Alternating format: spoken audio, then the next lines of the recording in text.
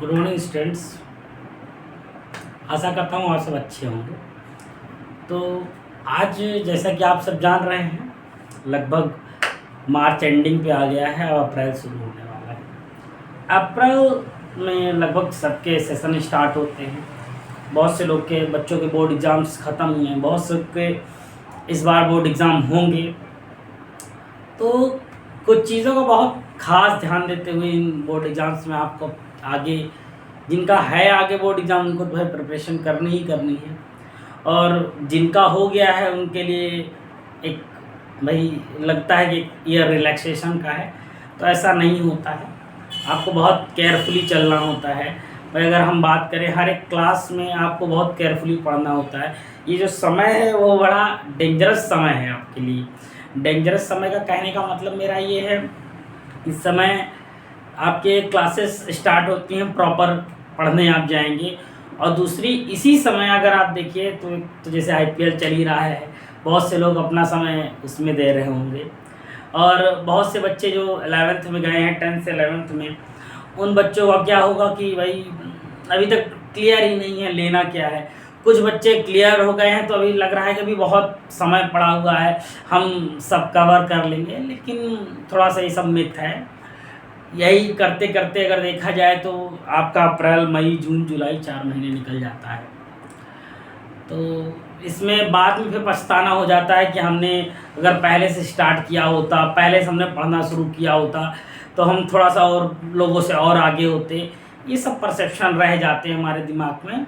तो इसको थोड़ा सा ध्यान में देते हुए अब हम थोड़ा सा एक गैप मिल गया, आपने होली वगैरह मना ली, अब आपको छुट्टी से वापस आके अपने पढ़ाई को प्रॉपर प्लान्ड तरीके से करना चाहिए।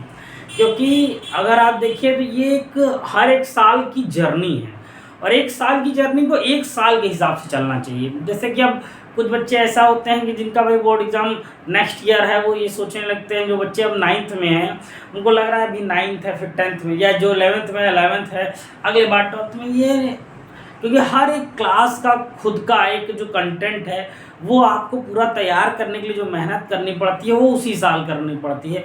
तो आप सिर्फ इसको बोर्ड एग्ज़ाम से रिलेट करके नहीं देख सकते हैं। हर साल की मेहनत आपकी आगे धीरे धीरे लेके जाएगी। क्योंकि अगर आप देखिए आगे के जो एग्ज़ाम्स हैं सिर्फ आपके लिए बोर्ड एग्ज़ाम नहीं है।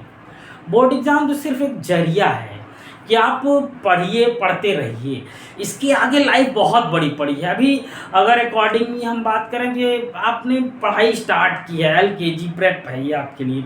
अब क्या है ना, ये अगर आप देखेंगे 12th के बाद आपको रियल लाइफ स्ट्रगल स्टार्ट होगा। तब आपको अच्छे से पढ़ाई कैसे करनी है, आपको किस फील्ड में जाना है, क्या बनना है, ये सब तो अभी एक बहुत बड़ा महासागर पूरा पड़ा हुआ है। अभी तो आपने सिर्फ एक कहा जाए ना पहला कदम रख रहे हैं आप। 9th 10th 11th 12th आपका सिर्फ और सिर्फ क्या है ना, एक स्टार्टिंग फेज है।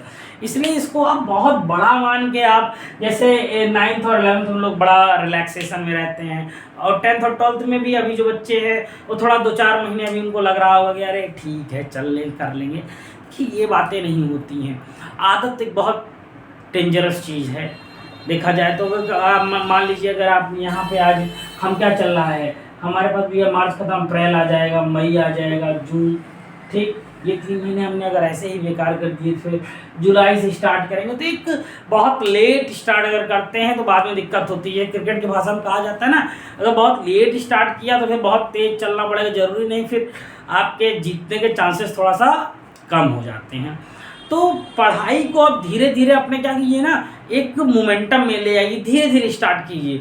अब यहाँ से अगर आप देखिए ना, एक बहुत बड़े ईयर की प्लानिंग ना कीजिए, 10-10 15-15 दिन की प्लानिंग कीजिए, थोड़ा थोड़ा पढ़ना शुरू कीजिए, सारे सब्जेक्ट्स को लेके चलिए। अप्रैल मई जून गोल्डन एरा होता है, गोल्डन टाइम है। अगर अप्रैल मई जून की मैं बात करूँ, इस समय अगर आपने अगर जो मेहनत की ना, ये क्या है ना, लगभग मान के चलिए 10% बच्चे इस समय पढ़ते हैं, बाकी बच्चे इस समय नहीं पढ़ते, वो किसी भी क्लास में हैं। तो अप्रैल मई जून में थोड़ा सा अपना पढ़ाई को जोर दीजिए, पढ़ाई पे थोड़ा सा फोकस कीजिए, थोड़ा सा तेज़ दौड़ने का काम कीजिए। अगर आपने यहाँ इस 3 महीने में काम किया तो आगे से आपके लिए ना, तो आप बाकी बच्चों से आगे निकल जाएंगे। तो अपने आप को थोड़ा सा क्या करना है ना, अप टू हेड लेके चलना है, ये चीज़ समझते हुए चलना है कि अब हम एक बड़ी क्लास, ये देखा जाए ना ये बड़ी क्लास है ही 9-10, हर एक क्लास में देखिए एक नए अचीवमेंट्स हैं, नए गोल्स हैं, और थोड़ा सा आपको मेहनत करनी है हर एक फील्ड में, थोड़ा अपने आप को बेटर लेके जाना है। देखिए यहाँ पे हर एक व्यक्ति, हर एक आदमी आपके लिए क्या है ना, राइवल ही है।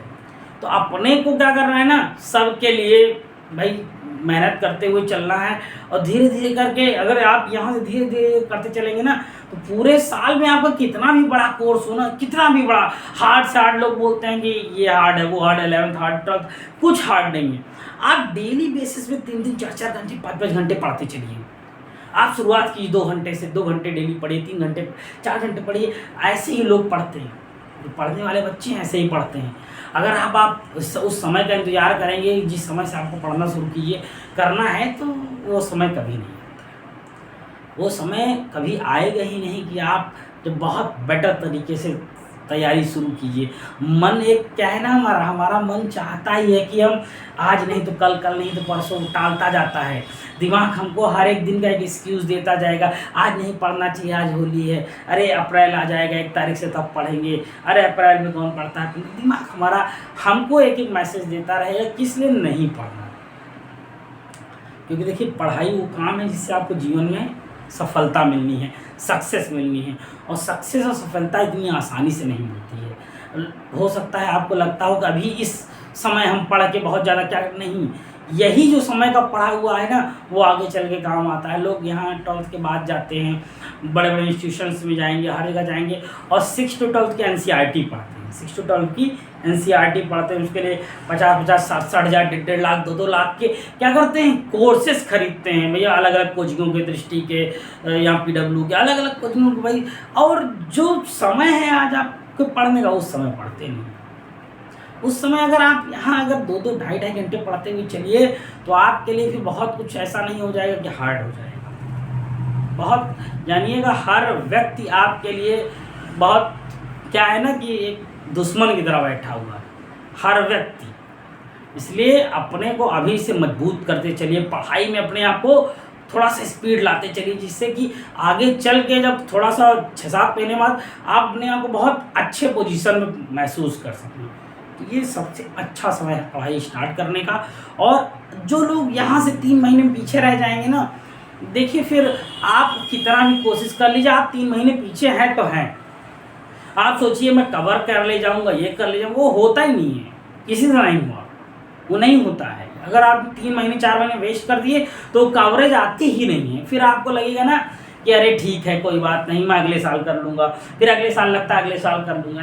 देखो आपको भी लगा होगा, जैसे जिन बच्चों का बोर्ड एग्ज़ाम है आप उनसे पूछ सकते हैं, जब वो उन्होंने ईयर की स्टार्टिंग की होगी तो उनको लगा होगा कि मैं इस साल बहुत अच्छे से पढ़ूँगा, तो फिर 2-3 महीना ऐसे निकल जाता है, फिर लगता है नहीं अब पढ़ना है, फिर ये होता है नहीं, स्टार्ट करते हैं, दीपावली के बाद एकदम पूरी ताकत से लगेंगे, दीपावली बीत गई, दीपावली के बाद क्या आ गया भाई, जनवरी आ गया, एक न्यू ईयर है, न्यू ईयर से एकदम अच्छे से पढ़ना है।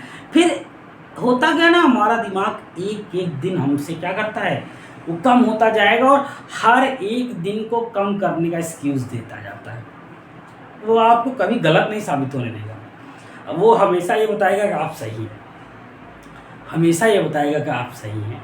इसलिए इस चीज़ को बहुत ध्यान देते हुए चलिए, और अब पढ़ाई का सबसे अच्छा समय है, और स्टार्ट कर देना चाहिए आपको। आप अब यहाँ से अगर स्टार्ट करते हैं ना, तो भाई आप किसी भी क्लास में हैं, किसी भी कंपटीशन लेवल पे हैं, कहीं पे भी हैं, अगर आप स्टार्ट कर देंगे ना, हम कह रहे हैं छोटे लेवल, बहुत छोटे अमाउंट में स्टार्ट कीजिए, 1-1.5 घंटे, 2-2 घंटे, धीरे धीरे करके आदत बन जाएगी।